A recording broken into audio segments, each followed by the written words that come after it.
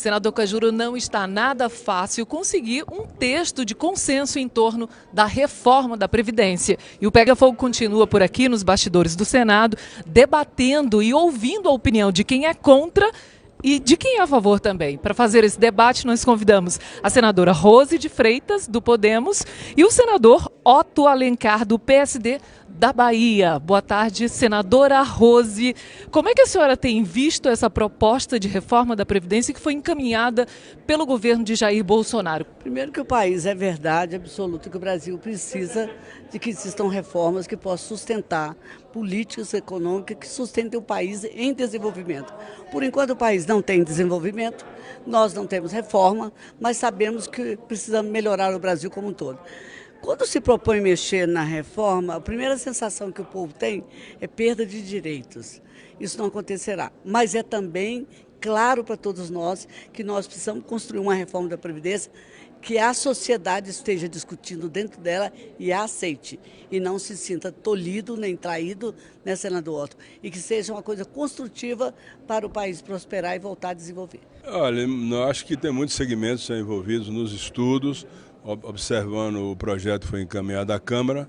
A Câmara está aguardando que o governo encaminhe também a reforma da Previdência dos militares, para a partir daí começar essa apreciação. Nós fizemos segunda-feira uma reunião na Bahia com o governador Rui Costa, com os deputados federais da Bahia também, que são ligados ao governo, já para apreciar preliminarmente alguns itens dessa proposta.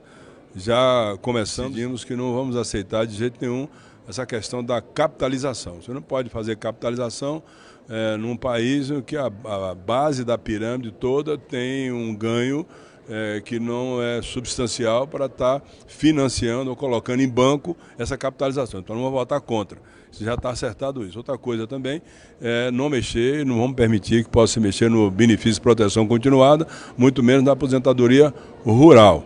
Tem outros meios de se resolver essa questão sem penalizar aqueles que são economicamente mais pobres, mais humildes e que precisam muito desses recursos para a sua sobrevivência. Nós estamos tendo agora, já tendo agora do governo Michel Temer para cá, um aumento das doenças relacionadas com a fome, com a subnutrição. Isso vem porque estão diminuindo as políticas sociais do governo. Ninguém é culpado nesse país de ter 50 anos, 60 anos ou até 45 para cima e não ter tido escola para ter condição de trabalhar numa fábrica, trabalhar no comércio, trabalhar numa prefeitura, no estado, no serviço público.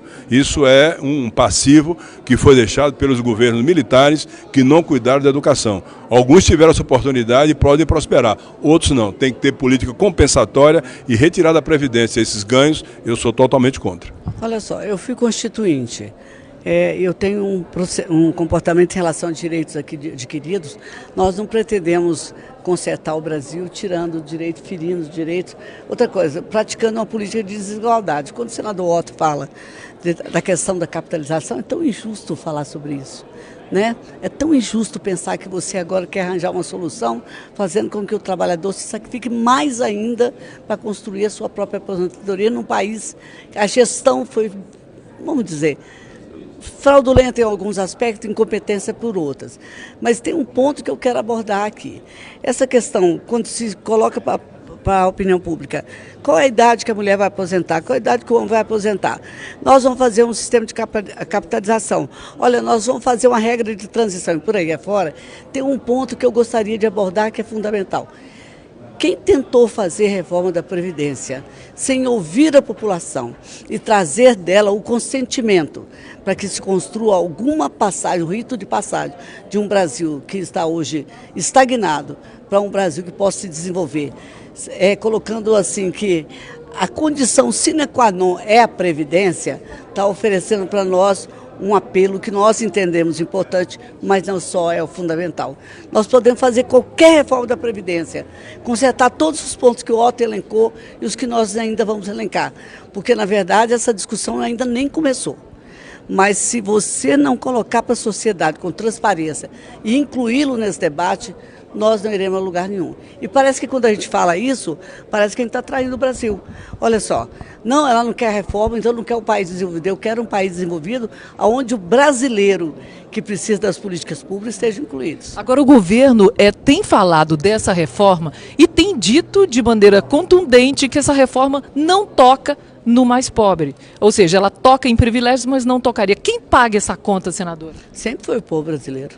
Sempre foi o povo brasileiro. Nunca foi diferente. Eu nunca vi política pública nenhuma que fosse lá na ponta cuidar daquele miserável. Quando o senador Otto fala da pobreza, nós temos que falar da fome, né? Tem quanto tempo que a gente não falava mais desses bolsões de miséria absoluta que tem no Brasil? E tem, minha filha, tem. Não tem jeito de você pensar, fazer um discurso eloquente, olha, vamos fazer a reforma da Previdência, vamos salvar o povo brasileiro. Não existe isso, mas vamos fazer a reforma que o povo consente que faça, que seja importante para a economia brasileira, para ajustar o país e desenvolvê-lo, vamos, mas sem sacrificar os mais pobres.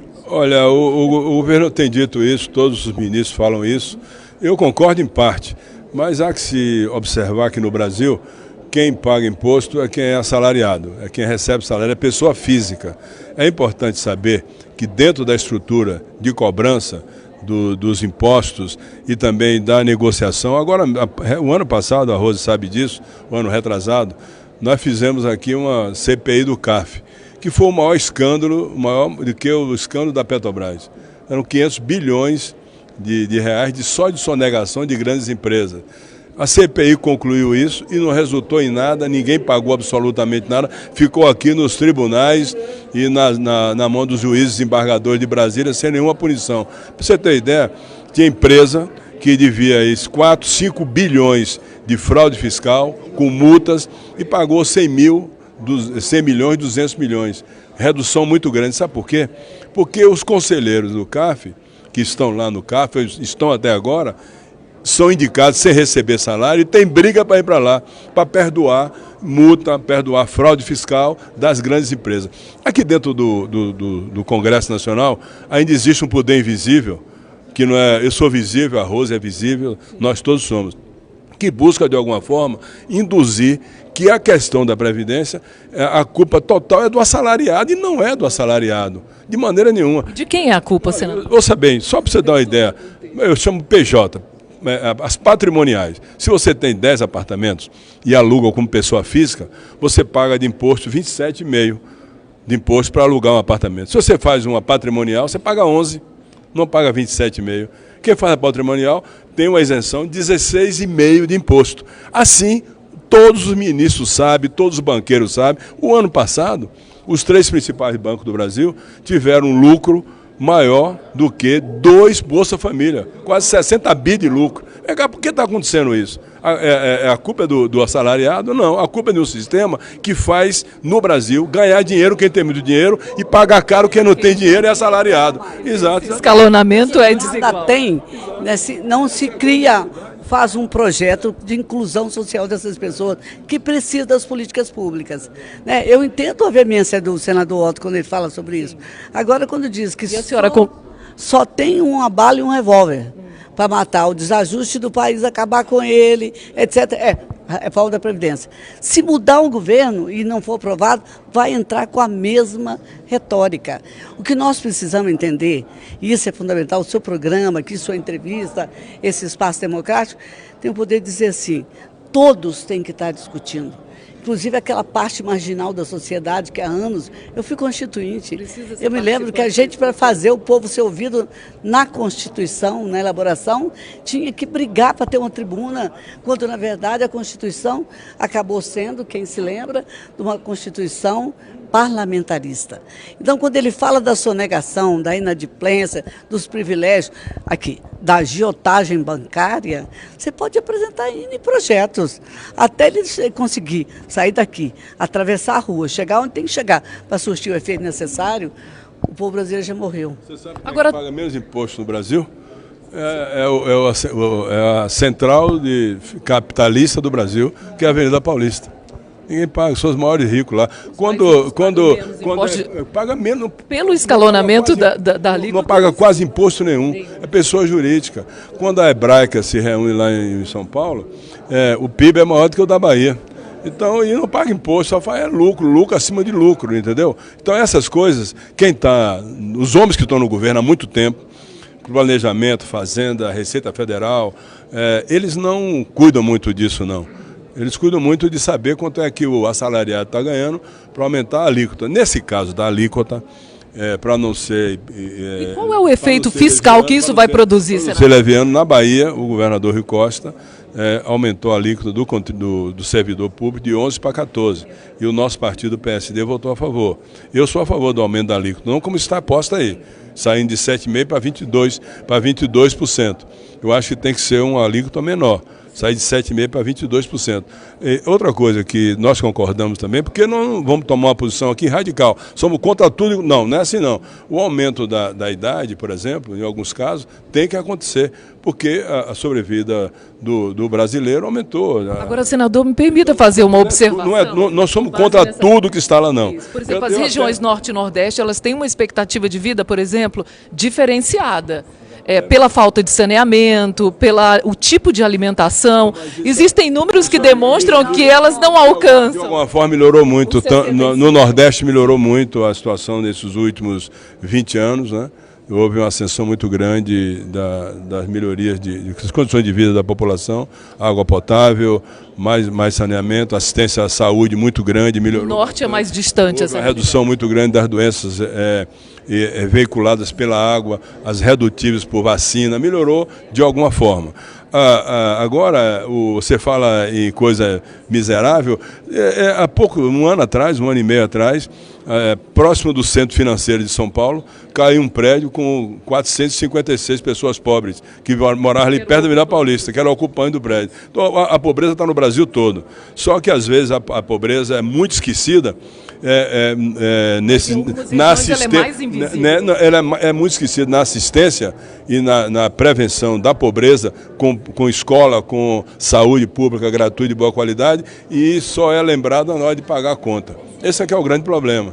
Também, senador, desculpa, senador, quando fala agora, está muito em moda falar dessa questão da longevidade. Né? Tudo agora dizer, olha, nós temos que fazer uma reforma que pensa na longevidade. Eu quero que alguém pergunte se lá nos bolsões de pobreza, onde falta tudo isso, citado saneamento, infraestrutura, emprego, trabalho, saúde, educação e tudo mais, se o nível de pobreza é elevado, se o nível da idade é maior. A expectativa de vida, como é a expectativa de vida entre essas populações mais vulneráveis? Sim, você tem que identificar que tem Brasis espalhado por aí. E tem um que é foco de muitas discussões, de muitos apelos políticos, mas efetivamente de ações executivas no plano do governo federal. Eu estou muito preocupada. Quando o ministro Paulo Guedes, que eu refuto um competente ministro, ele diz público, olha, problema, quem tem que definir o orçamento da União, o orçamento agora, são os políticos.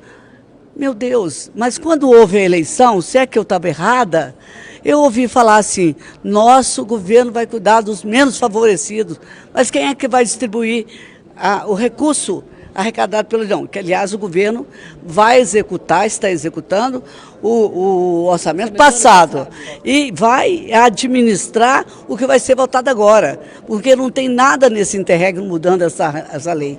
O sistema é presidencialista, a parte de planejamento e execução é do sistema presidencialista, portanto, nós estamos falando em várias coisas aqui. Nós estamos falando em reformas, nós estamos em pobreza, nós estamos falando do que a gente aprova ou contesta. O primeiro lugar que eu quero aprovar é que a sociedade esteja dentro dessa discussão, para permitir que o parlamento e o governo errem o menos possível e cometam menos injustiças. Veja você que eu não sou contra tudo que está proposto, não. Tem algumas coisas que nós vamos votar a reforma. Tem algumas coisas que nós vamos votar a favor. Se tem algumas coisas, outras contra. Agora, é importante que Agora, da forma como está, me parece que ela não seria aprovada hoje. Precisa de ajuste. Hoje é muito difícil. Até porque a Câmara veio instalar a Comissão de Constituição e Justiça hoje, para começar a apreciar. E o presidente da Câmara disse que só começa a apreciar a reforma que já foi encaminhada quando chegar a reforma dos militares, que precisa também ser modificada. Essa vai ser uma condição, senador? Exato, vai ser uma condição, claro. O ministro Paulo Guedes está debruçado sobre isso, ele é dedicado sobre essa Eu valorizo muito as Forças Armadas, em todas elas, a Marinha, a Aeronáutica, o Exército, as forças das polícias militares do Brasil afora. Mas a farda não deixa de ser brasileiro, não deixa de ser um contribuinte, alguém que quer sua pátria em condições melhores. Então todos têm que contribuir. Então essa situação, eu vejo o governo ainda um pouco inseguro nesse setor, né? O governo tem 4 pilares hoje e esses 4 pilares não estão se entendendo. O pilar do Palácio do Planalto, com o presidente e seus familiares, o do Exército, o do Moro e o do Paulo Guedes. É importante que eles falem uma linguagem só. De vez em quando bate cabeça, um diz coisa com coisa. E isso dificulta muito as ações do governo aqui no Congresso Nacional. Eu sou até mais complacente que ele. Sim. Eu acho que nesse momento o governo muito novo, com experiência absolutamente voltada do parlamento, saída do parlamento, então a gente tem que ter um pouco... Eu não sou muito tolerante em matéria de tempo, eu não acho que tem todo o tempo. Eu acho que pode acertar a dedicação do ministro da Economia, é como o Otto está falando. Assim, nós queremos votar a reforma achando que ela é importante, imprescindível, mas não queremos desviar o olhar de que a reforma salva o país e quem está morrendo à míngua ao longo dessas gestões públicas não tem agora prevalência nesse processo. Uma coisa que nós não vamos discutir aqui no Senado, eu não pretendo discutir, a Rose tem o meu perfil meu, são questões de ordem pessoal, do que está acontecendo com a figura A ou B do governo, não me interessa isso. Me interessam as políticas públicas que possam ser discutidas para resolver, sobretudo, as dificuldades sociais do povo brasileiro, que são grandes em todos os setores, já citei, a Rose concorda comigo, saúde, educação, segurança pública. É importante se resolver isso. É importante se quebrar, como já está se quebrando, um estigma muito antigo no Brasil, de que tendo nascido pobre e não tendo escola, vai ter que nascer, crescer e morrer pobre. Já mudou muito. Eu fui professor da Universidade Federal da Bahia por muitos anos e não tive a oportunidade de formar um médico, que eu sou professor de medicina, fui, né, de ortopedia e traumatologia, um médico filho de um cidadão comum. E agora eu fui à formatura da minha filha em arquitetura, ela formou na Universidade Federal da Bahia, e com ela se formaram 12 filhos de pessoas pobres, inclusive de uma delas que vende acarajé no Largo de Amaralina, que chorou muito abraçando o filho que estava se formando em arquitetura. Isso aconteceu de um período para cá. Não vou citar nomes, todo mundo sabe quem ampliou a universidade, no meu estado mesmo. Nós passamos 200 anos com a universidade, uma só federal em 200 anos, e teve um presidente da República, inclusive agora está encarcerado, que levou 6 universidades federais para lá. Foi o Lula que levou. Então, é importante se dizer que se melhorou muito a oferta de escola, de ensino fundamental, segundo grau, universidades federais e escolas técnicas. Melhorou bastante. Daqui a 20 anos, essa população que está tendo escola vai construir um novo Brasil. Mas tem um passivo aí de pessoas da minha idade, um pouco menor do que a minha idade, de 50, 60 anos, que não sabe fazer o nome porque não teve escola nem do ensino fundamental. Ele pode trabalhar numa fábrica? Não. Ele pode ir para uma montadora de automóveis? Não. Esse tem que ter políticas sociais compensatórias para não morrer de fome. É isso que o governo tem que entender.